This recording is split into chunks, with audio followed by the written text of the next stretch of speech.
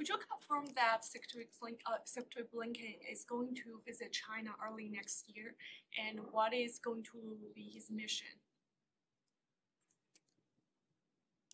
So in the follow-up of President Biden's bilateral meeting with President Xi, it was determined that Secretary Blinken will travel to China at some point, and currently we are working diligently with our counterparts in the PRC to schedule a visit, which is tentatively planned for early next year, but I'm not at a point to offer any additional specifics on that. And in terms of the talks between the United States and China, which have been suspended, do you have a time frame?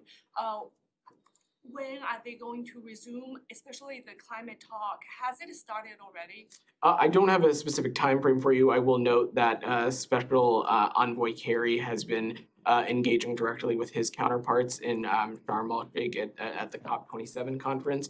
But to take a little bit of a step back, both President Biden underscored that the United States and China must work together to address some of these transnational challenges, including addressing climate change, addressing health security, addressing global food security, and global macroeconomic stability. I don't have a specific timeline to offer, but this was a key point of the bilateral talk.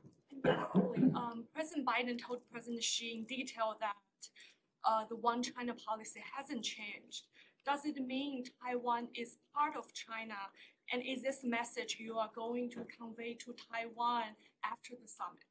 Well, President Biden was quite clear in his remarks and in his press conference that our One China policy has not changed, and that we oppose any unilateral changes to the status quo and have a commitment to maintaining peace and stability across the Taiwan Strait. Our position remains the same. We have this longstanding One China policy, which is governed by the Taiwan Relations Act, the 3 joint communiques, and the 6 assurances. Yeah, if we go back to China for 1 second, you mentioned health security just now when talking about the topics that were discussed. The president, the White House, they said that this was a topic that was discussed with the president and President Xi. Could you just expand maybe a little bit on what that means exactly, health security? What are some details of that and what's working on there?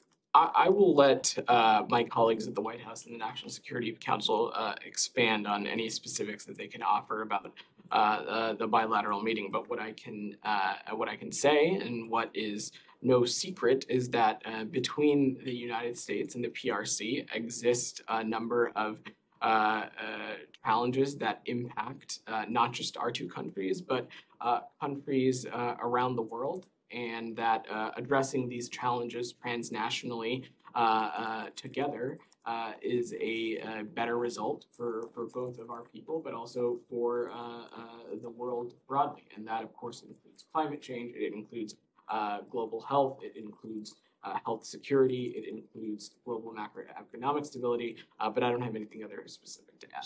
So does that not include things related to COVID-19, the origin of the COVID pandemic? Is that something that's on the radar for when Secretary Blinken will be visiting next year? Of course, global health security is on the agenda and on the radar, and of course, ensuring that as a planet, we are best prepped for any future public health crisis that may transpire.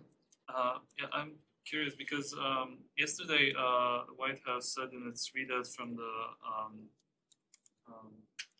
the meeting between Presidents Biden and Xi that they both underscored their opposition to the threat of use of nuclear weapons in Ukraine, but the Chinese readout didn't include that. Do you have any comment on that? I'm not going to speak to something that exists or doesn't exist in the Chinese readout, but what I can say, and that what we reiterated in ours, and you saw the president speak to in his remarks in Indonesia, was that President Biden and President Xi both reiterated their understanding that a nuclear war should never be fought and can never be won, and underscored their opposition to any use of nuclear weapons in relation to the war in Ukraine.